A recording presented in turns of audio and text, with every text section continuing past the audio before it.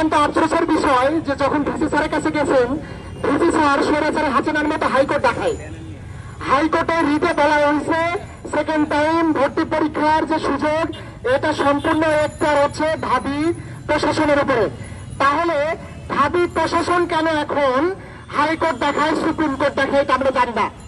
এটা কি তাদের ব্যর্থতা, নাকি স্বৈরাচারী হাসিনার আমলের এই লেগেসি তারা বহন করছে, আমরা জানি না।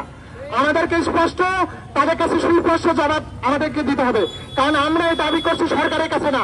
খুবই ক্লিয়ার মেসেজ, এই দাবি আমাদের ঢাকা বিশ্ববিদ্যালয় প্রশাসনের কাছে এবং শিক্ষা যে আমাদের মন্ত্রণালয় আছে তাদের কাছে। আপনারা জানেন 2014 সালে ঢাবি সেকেন্ড টাইম ভর্তি পরীক্ষা বন্ধ করে দিয়েছিল। কেন বন্ধ করে দিয়েছিল? এর পিছনে একটা নীল নকশা আছে। কি নীল নকশা ছিল আপনারা জানেন? ঢাকা বিশ্ববিদ্যালয়ে ব্রাহ্মণবাদী বুদ্ধিজীবীদের আধিপত্য সবসময় ছিল। যারা মাদ্রাসা শিক্ষার্থীর চান্স পাক এটা চান না, যারা চায় না গ্রামের মফস্বল থেকে সহজ সরল একটা মানুষ এখানে চান্স পাক, তারা চায় না। এই কারণে তারা কি করেছে, এটা বন্ধ করেছে। বন্ধ করার কারণে কি হয়েছে আপনারা দেখবেন, ঢাবি সেকেন্ড টাইম ভর্তি পরীক্ষা হলে অধিকাংশই গ্রামের সহজ সরল গরিব মেধাবীরা চান্স পায়, মাদ্রাসা শিক্ষিতরা চান্স পায়। এবং যখন এই ব্রাহ্মণবাদী বুদ্ধিজীবীরা দেখলো ঢাকা বিশ্ববিদ্যালয়ের সেকেন্ড টাইম ভর্তি পরীক্ষা দিলে গ্রামের থেকে উঠে আসে গরিব, ধর্মীয় মূল্যবোধ নৈতিক মূল্যবোধ মেনে চলা এই গরিব শিক্ষার্থীদের কারণে ঢাকা বিশ্ববিদ্যালয় ছেড়ে যাচ্ছে, তখন তারা নীল নকশা তৈরি করেছে কিভাবে এই ঢাকা বিশ্ববিদ্যালয়কে ব্রাহ্মণ বুদ্ধিজীবীদের মাধ্যমে এই ঢাকা বিশ্ববিদ্যালয় ঢেকে দেওয়া যায়। এই কারণে আজকে আপনি চিন্তা করে দেখেন, ঢাকার নটরডেম, ঢাকার রাজুক, যে Motijheel, Viqarunnisa, cantonment, shine college, এই কলেজের শিক্ষার্থীরা যা জানে আপনার গ্রামের একেবারে মফস্বল শহরের একজন শিক্ষকও তা জানে না। আমার প্রশ্ন হচ্ছে, শিক্ষার মধ্যে তো সমান এই সাম্য নাই, বৈষম্য রয়েছে।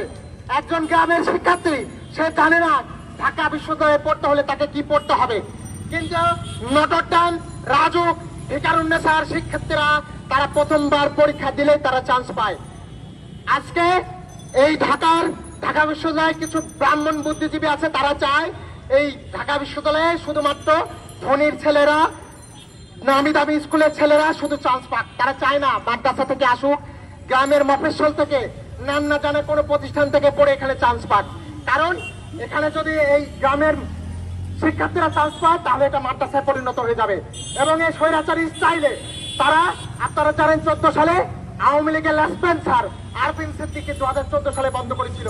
এবং আমরা যখন 2014 সালে সেকেন্ড টাইমের জন্য আন্দোলন করেছিলাম, সেই সময় আওয়ামী লীগের গুন্ডা দিয়ে আমাদের অনিসারের উপরে হামলা করেছিল।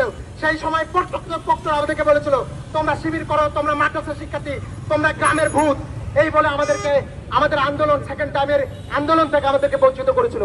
আমরা এই আন্দোলন থেকে পরিষ্কার ভাষায় বলতে চাই, ঢাবি প্রশাসনকে অচিরেই আমাদের সেকেন্ড টাইম এটা প্রজ্ঞাপন জারি করে এটা বল করতে হবে। কারণ এই ঢাকা ইউনিভার্সিটি নবাব সলিমুল্লাহ, যার কাছে জমি চাওয়া হয়েছিল, তিনি বিনা চিন্তায়, বিনা চুক্তিতে, বিনা স্বার্থে তিনি এটা ঢাকা বিশ্ববিদ্যালয় করে দিয়েছিলেন।